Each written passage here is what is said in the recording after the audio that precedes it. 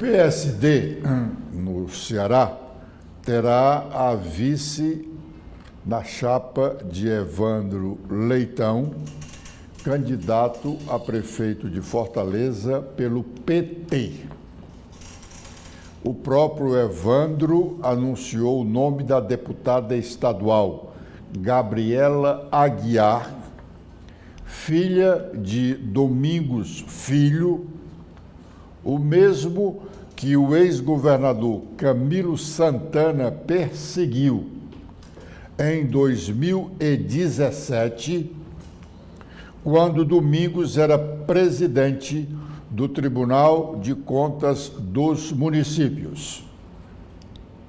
Ontem, neste espaço, nós dissemos que o PSD não estava unido em torno do apoio à candidatura de Evandro Leitão.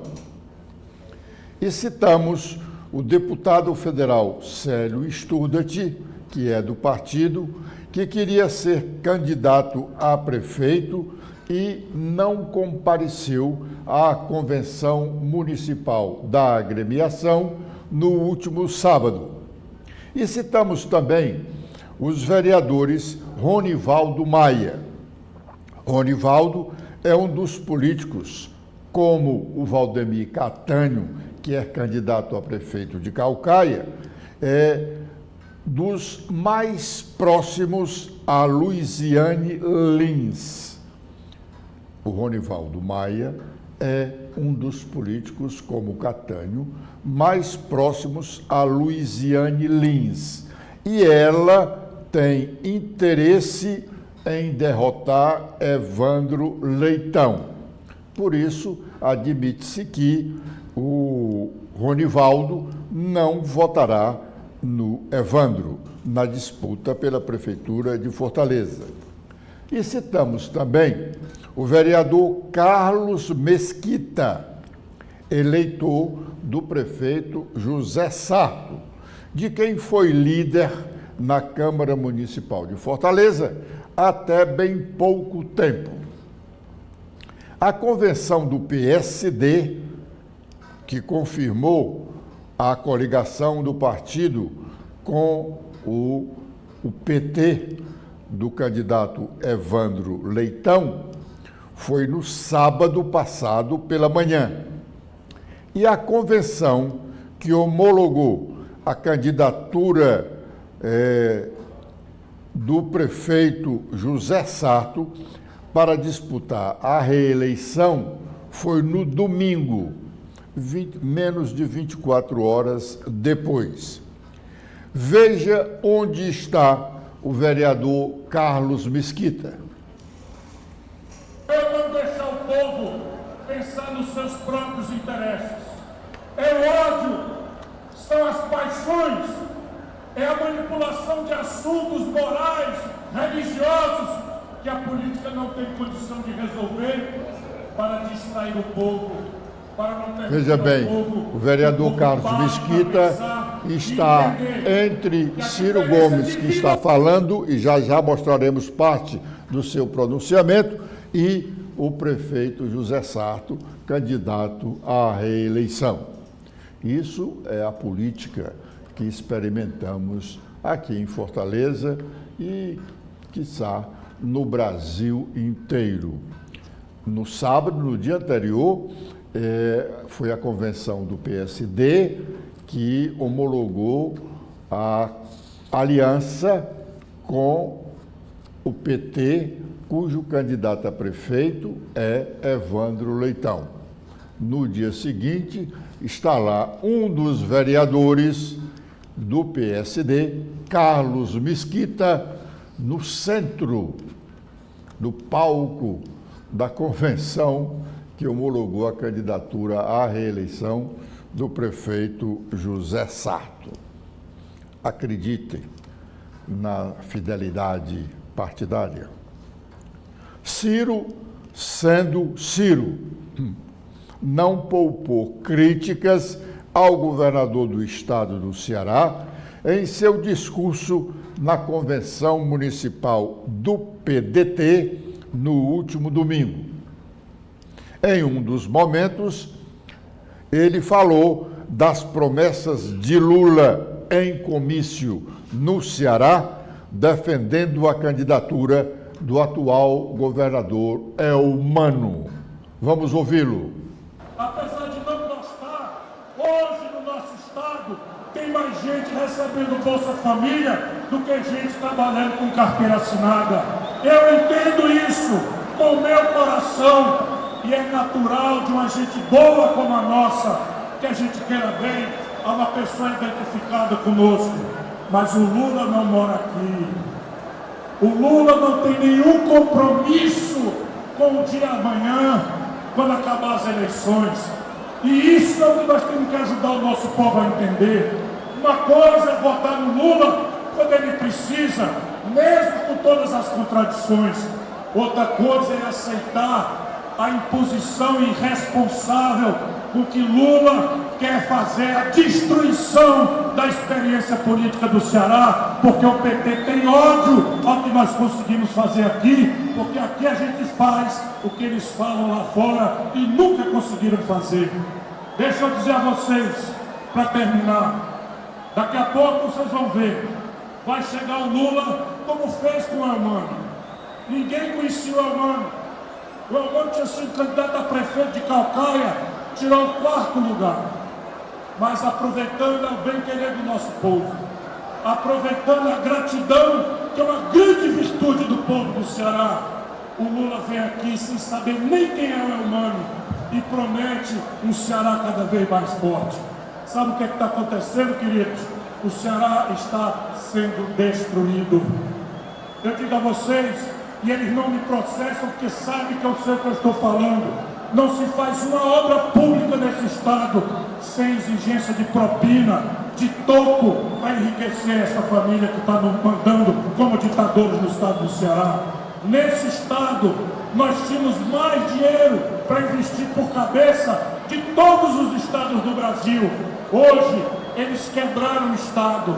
Quebraram como? R$1 bilhão nos últimos anos para silenciar a grande imprensa do Ceará.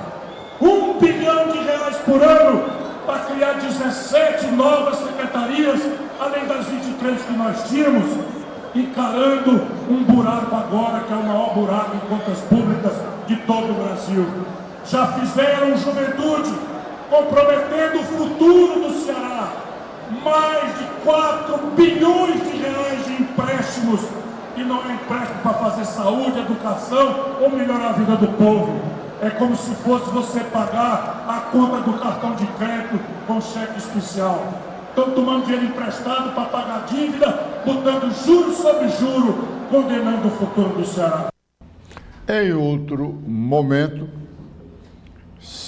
sempre tendo o vereador Carlos Mesquita, do PSD, que apoia Evandro Leitão.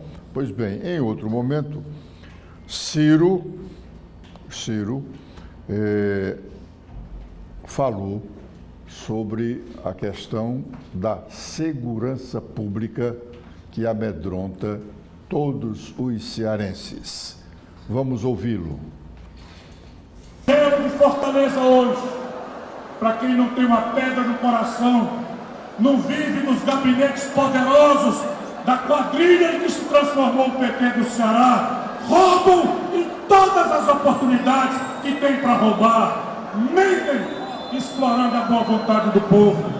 E eu pergunto, de quem é a responsabilidade, por ordem da Constituição brasileira, sobre a questão da segurança pública? A prefeitura pode prender gente?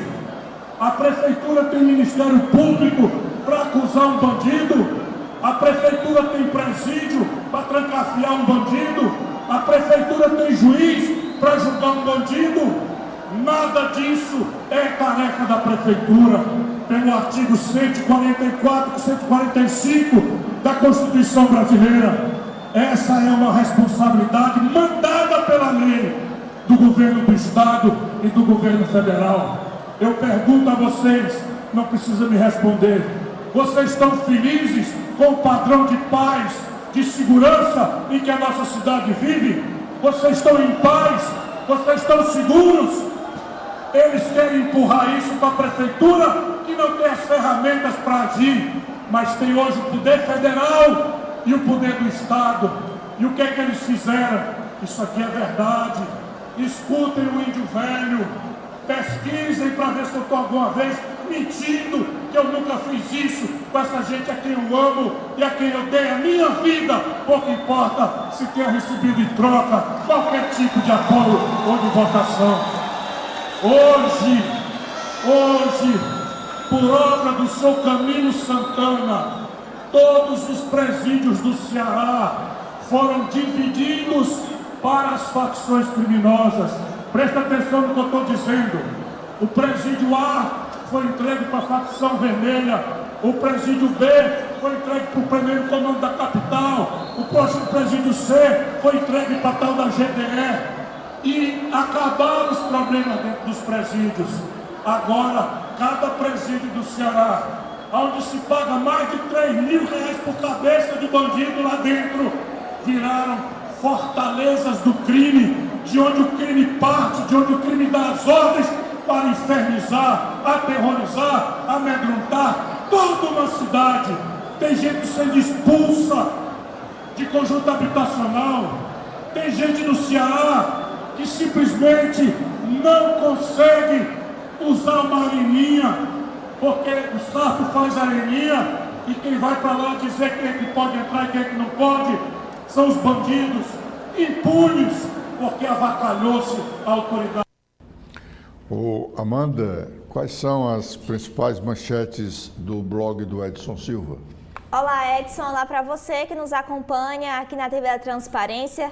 A gente começa aqui destacando no blog do Edson Silva que uma empresa familiar da Bahia tem importantes informações sobre as finanças e a segurança pública no Ceará. A empresa IPQ Tecnologia Limitada, da família composta por pai Antônio Galvão Batista Soares, a sua mulher e também o seu filho, que foi ganhadora de uma licitação de 245 milhões de reais, que foi recentemente anulada pelo Tribunal de Contas do Estado do Ceará após uma contestação de ilegalidades. Tem um total de 36 contratos com vários setores do governo do Estado do Ceará, somando um total de mais de 550 milhões de reais. A Etice, que é a empresa de tecnologia da informação do Ceará, responsável por esse contrato anulado com a empresa, tem uma série de contratos sob suspeição.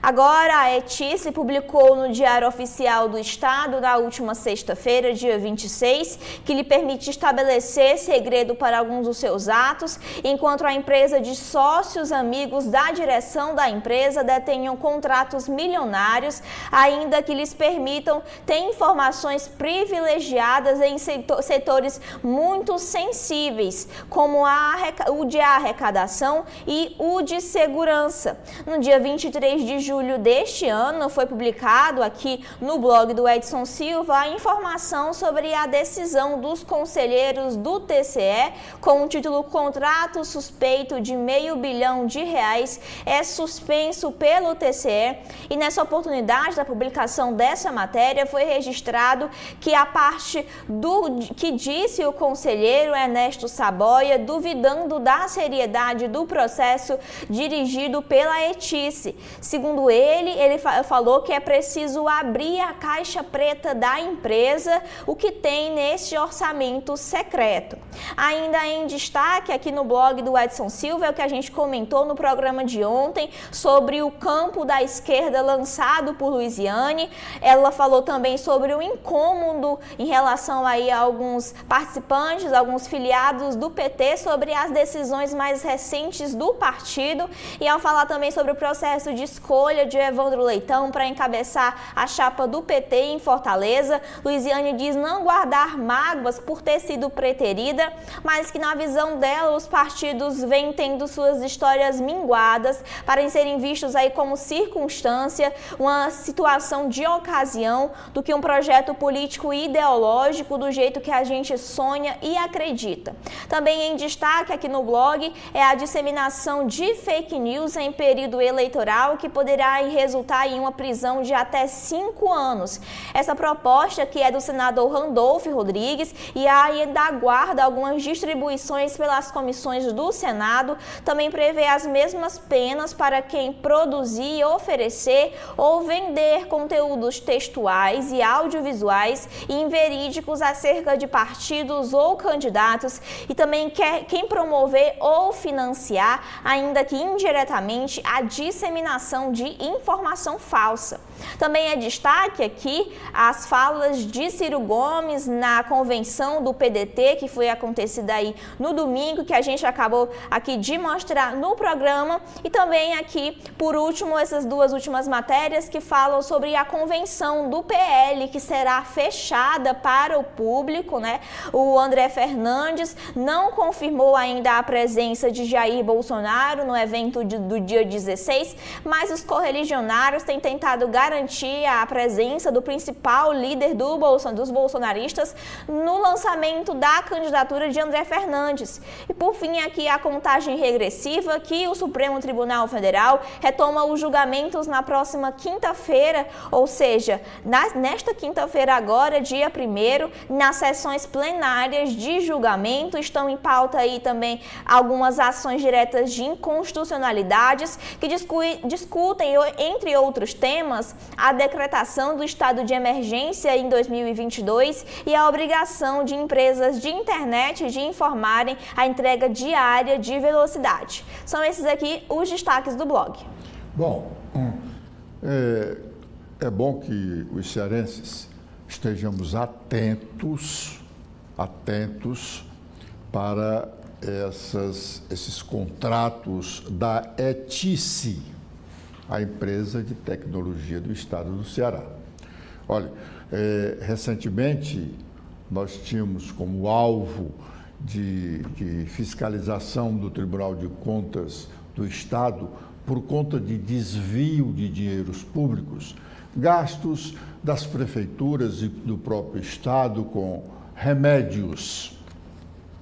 É muito dinheiro e a fiscalização é difícil de ser processada. Também há muito desvio de dinheiro no gastos com combustível. Combustível é caro e o Estado e os municípios gastam muito combustível e é difícil também a fiscalização. E também com o transporte escolar. Agora nós temos que acrescentar nesse rol de situações onde há mais desvio de dinheiro público, no caso das TIs, as tecnologias de informação, onde está aqui a dona Etice, que o conselheiro Ernesto Saboia duvida da seriedade das suas operações. Ele foi bem explícito no voto que deu para ajudar a anular um contrato com ilegalidades, um contrato de mais de 240 milhões de reais com uma empresa baiana que tem vários outros contratos com a ETICE. Agora, a ETICE, ela quer ter o poder de censurar algumas das suas decisões. Acho que ela não tem essa competência. Isso deve se estender apenas ao governo federal, presidência da República e governo do Estado. Um órgão da administração estadual chegar e dizer, olha, essa informação aqui vai ficar reservada por 100 anos. Que absurdo. Só a publicação dessa portaria no Diário Oficial do dia 26, da última sexta-feira, dá uma ideia de que a empresa pratica realmente falcatruas. Se a empresa é séria, não precisa esconder os seus atos, até porque todos os atos da administração pública terão que ter publicidade, diz o artigo 36 ou 37 da Constituição Federal. Atentemos para esta situação. Pode ser uma saída para esconder mais desvios de recursos públicos. O próprio governador é humano, precisa estar atento a isso, porque no final de contas, ele, sem ter culpa direta no assunto, pode ser culpado por desvios de recursos da sua administração. Falar mal, xingar, destratar políticos é muito comum em todos os ambientes. A maioria dos adjetivos pejorativos é realmente merecido, a maioria é merecida. Domingos Filho, presidente estadual do PSD, foi vice-governador do estado no segundo governo de Cid Gomes. Ele queria ser candidato a governador, sucedendo Cid. O governador lhe propôs saírem do governo para se desincompatibilizarem e disputarem qualquer outro mandato. A desincompatibilização deveria ser 6 meses antes da eleição, em abril. Ele se recusou a renunciar e Cid foi forçado a ficar no governo, porque não queria que Domingos Filho fosse candidato à sua sucessão. Se Cid renunciasse, Domingo se efetivaria no governo e poderia ser candidato à reeleição. Cid elegeu Camilo Santana e, óbvio, ficou irritado com Domingos. Ciro, irmão de Cid, isso é história da política do Ceará. Ciro, irmão de Cid, ficou bem mais aborrecido com Domingos, porque ele, Ciro, também não podia disputar um mandato eletivo naquele ano por conta do impedimento legal. O irmão era governador. Meses depois, passada a eleição, Camilo Santana eleito,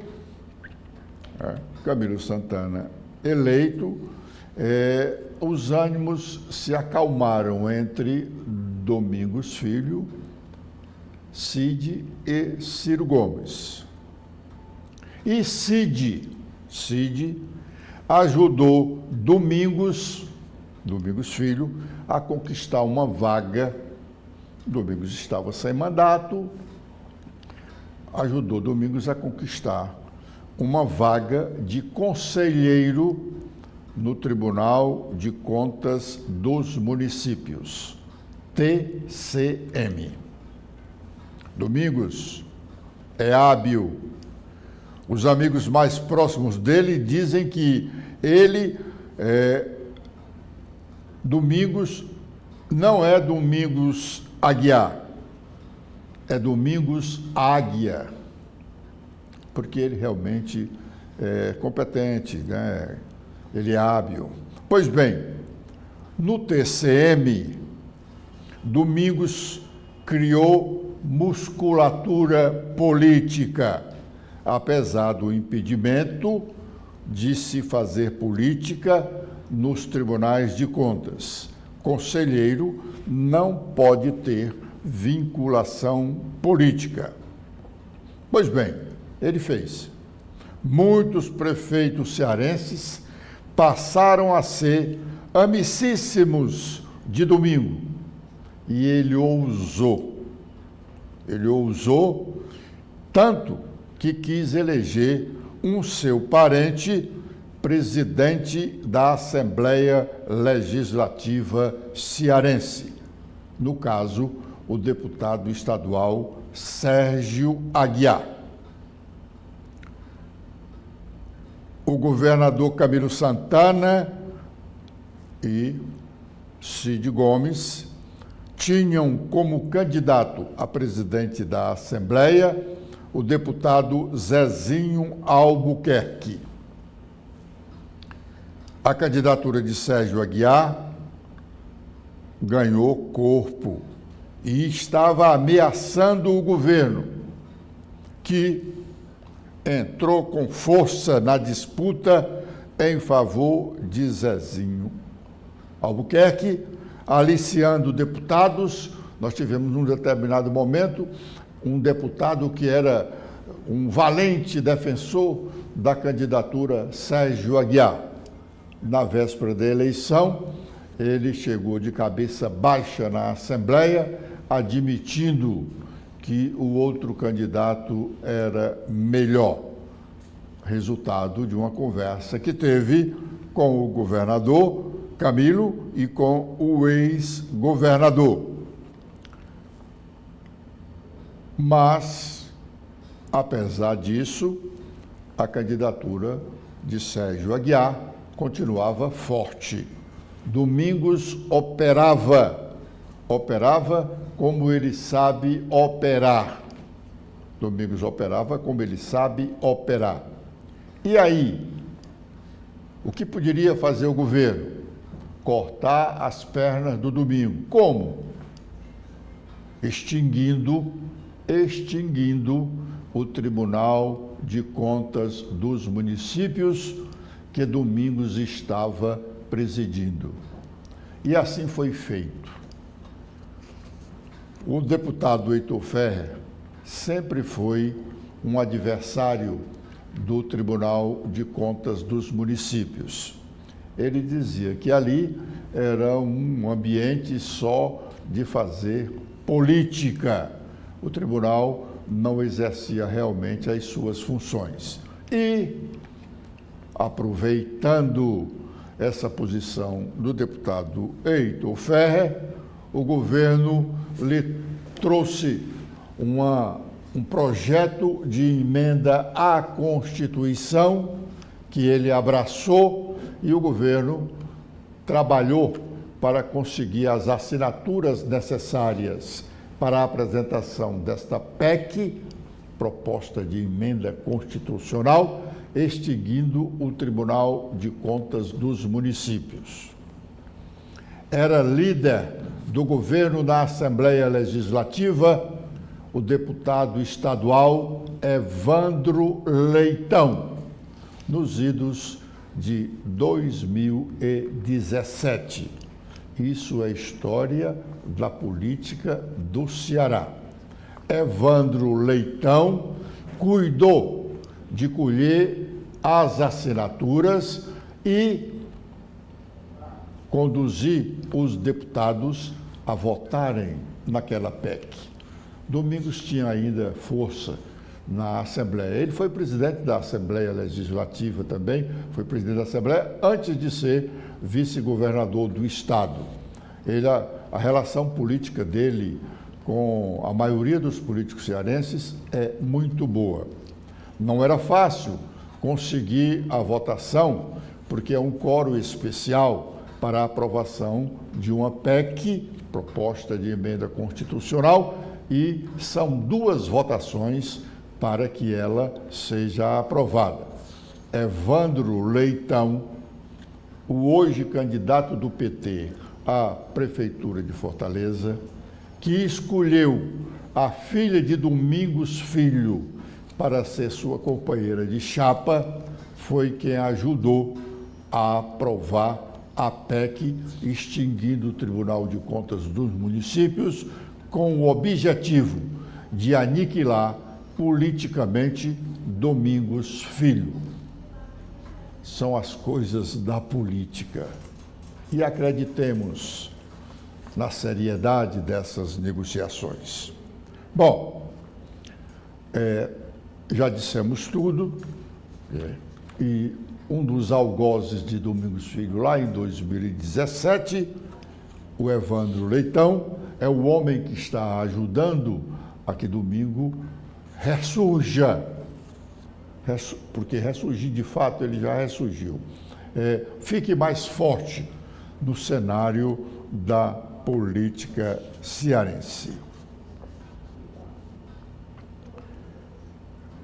Por conta dessa situação relatada e outras que conheço por conta do exercício da profissão, é que apostávamos até então na impossibilidade de o PSD ter a vice de Evandro Leitão. Eu mesmo, esquecendo daquilo que eu sempre afirmo aqui, de que na política não há o impossível. Amanda, o que dizem os sites da Câmara Federal e do Senado da República? Bom, Edson, a gente começa aqui com os destaques do Senado, aqui na página principal do Senado Notícias. Algumas matérias falam sobre as expectativas para a retomada dos trabalhos agora em agosto, no próximo mês. E aqui também em destaque, a primeira matéria são que os senadores buscam consenso para votar algumas proposições polêmicas. Eles devem votar a partir de agosto o projeto cuja a conclusão não foi possível no primeiro semestre. Além dos temas prioritários, como a desoneração da folha de pagamento, a dívidas dos estados, o novo Código Eleitoral e a regulamentação da reforma tributária, há outros também polêmicos que ainda não houveram acordos, como o funcionamento do cassino, o uso de cigarros eletrônicos, aquela questão da PEC das praias, que é a transferência dos terrenos de marinha para os municípios e os estados, e também sobre a autonomia orçamentária do Banco Central. Aqui a matéria fala sobre cada um desses temas. E também outro destaque no Senado é que o Congresso retoma os trabalhos em agosto com 15 vetos para votar. Que o Congresso Nacional começa os seus trabalhos agora no dia 1º com 15 vetos presidenciais pendentes de votação. Desde a última sessão conjunta ocorrida em maio, o presidente Lula barrou parcialmente 4 projetos de leis aprovados pelos senadores e pelos deputados federais. O veto mais recente se trata da Política Nacional de Assistência Estudantil, que foi sancionada como lei agora em 2024, neste ano. O Poder Executivo barrou 6 dispositivos do projeto de lei, que agora é uma lei, e um deles previa a liberação de recursos dessa política para universidades e institutos federais de acordo com o número de oriundos de escolas públicas. Outro veto também pendente de votação é sobre o programa Mobilidade Verde e Inovação, que é o MOVER. O presidente Lula vetou 4 pontos originais do projeto de lei, entre eles a possibilidade de veículos e autopeças serem importados a partir de um regime tributário mais favorável em relação ao produto nacional. O Congresso Nacional também deve avaliar no que se trata do Programa Nacional de Vacinação em Escolas Públicas, porque o Palácio do Planalto barrou 3 dispositivos que estavam no projeto original, e um deles dava 5 dias para a escola enviar a uma unidade de saúde a lista de alunos ausentes nas campanhas de vacinação. Também outro veto pendente de votação é sobre o reajuste salarial e a restauração de carreiras dos servidores públicos federais. O presidente Lula vetou 7 pontos desse projeto que deu origem a essa lei, e um deles permitia que servidores de agências reguladoras exercessem outra atividade profissional. No Senado, os destaques são sobre as expectativas para a retomada dos trabalhos. Já na Câmara, é sobre um balanço do primeiro semestre. Aqui os destaques na área de cidades e transportes é que a Câmara dos Deputados, assim como o Senado também, aprovou a retomada do seguro obrigatório de veículos, esse que é o SPVAT, que substituiu o antigo DPVAT, né? E ele foi aprovado no primeiro semestre de 2024. A partir de um projeto de lei complementar, e a redação foi aprovada por um substitutivo do relator, o deputado Carlos Aratini, e aí a proposta será agora enviada ao Poder Executivo. Também em destaque sobre a aprovação de projetos agora na área de meio ambiente e energia, é que o primeiro semestre lá na Casa Legislativa teve a aprovação de projetos que priorizam a produção e o uso de energia sustentável. Um desses projetos aprovado é o que cria o Programa de Aceleração de Transição Energética. Aqui, de acordo com a matéria da Câmara dos Deputados, esses projetos aprovados foram para incentivar a produção de hidrogênio com baixa emissão de carbono. E essa matéria, esse projeto que foi aprovado aí na Câmara dos Deputados, aguarda a sanção presidencial. Também aqui em destaque, o programa de aceleração da transição energética, que foi proposto aí em um projeto de lei para incentivar projetos de desenvolvimento sustentável com recursos de créditos de empresas perante a União. Também em destaque são os combustíveis do futuro, que a Câmara dos Deputados aprovou esse projeto de lei dos combustíveis do futuro, que cria programas nacionais de diesel verde, de combustível sustentável para a aviação e também do biometano, além de aumentar a mistura de etanol e de biodiesel à gasolina e ao diesel, respectivamente. Também em destaque é a aprovação do novo ensino médio, que foi um destaque aí na Câmara dos Deputados no primeiro semestre. Outra proposta aprovada pela Casa Legislativa proíbe a discriminação de estudantes grávidas em processos de seleção de bolsa de estudo. E na política e administração pública, é a aprovação da PEC que facilita o pagamento de dívidas de partidos, foi o destaque na área política no primeiro semestre. No balanço aqui feito pela Câmara dos Deputados, além dessa proposta, o plenário da Casa também aprovou outras 97 pautas no primeiro semestre deste ano. São esses aqui os destaques que a gente tem no Congresso Nacional. Bom, alguém pode ter achado estranho uma dos destaques do blog do Edson Silva, que diz que a convenção municipal do PL para homologar a candidatura a prefeito de Fortaleza do deputado André Fernandes será a portas fechadas. Realmente é muito estranho uma candidatura, a homologação de uma candidatura a prefeito da capital cearense ser feita a portas fechadas.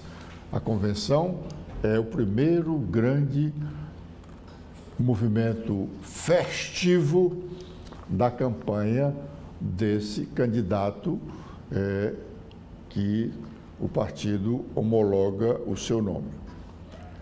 Principalmente tratando-se do deputado federal André Fernandes, que gosta de coisas espalhafatosas. Fazer uma convenção fechada, primeiro indica que o padrinho dele, o ex-presidente da República, Jair Bolsonaro, não virá. Bolsonaro já esteve aqui no lançamento da pré-campanha de André. O que houve de lá para cá? André era apontado como um dos candidatos prioritários das capitais brasileiras do PL, ou mais precisamente do ex-presidente Jair Bolsonaro. O que houve para o ex-presidente não vir ao momento mais significativo da campanha antes da eleição propriamente dita, que é a convenção partidária? Abandonou a candidatura de André, não vê perspectiva de sucesso nessa candidatura e, portanto, o ex-presidente não quer se comprometer com uma derrota antecipada. São indagações que se faz, porque o PL tem interesse em eleger o maior número de prefeitos do Brasil, pensando na sucessão presidencial de 2026. A capital cearense é um colégio eleitoral expressivo, não é dos maiores do país, dos maiores comparando-se com São Paulo, Rio, Minas, mas é um expressivo colégio eleitoral. A ausência de Bolsonaro leva a gente a admitir que existem dificuldades para a candidatura de André. Ou o partido não está mais acreditando nela, ou o Bolsonaro se decepcionou com alguma outra situação. A não vinda do ex-presidente Jair Bolsonaro para o lançamento oficial da campanha de André Fernandes significa dizer que ele não terá compromissos, não está pensando em vir à Fortaleza fazer comícios em favor da campanha de André durante o curso da campanha. E isso muda toda campanha eleitoral no Ceará. Até bem pouco, as pessoas insistem em perguntar: como é que está a campanha? Quem é que vai para o segundo turno? Vai ter segundo turno? E assim por diante.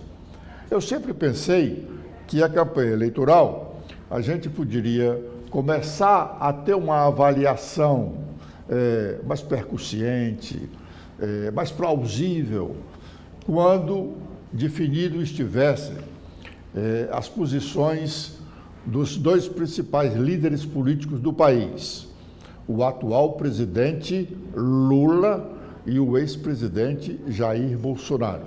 Quer queiram, quer não, são as duas mais expressivas lideranças políticas do momento no Brasil. Se um